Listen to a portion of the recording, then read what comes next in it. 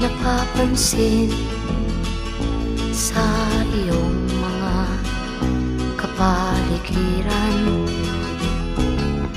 Kay dumi na ng hangin, pati na ang mga ilog natin. Hindi nga masamang pag-unlad at malayo-layo na rin ang ating narating. Ngunit masdan mo ang tubig sa dagat, dati kulay asul, ngayon'y naging itim.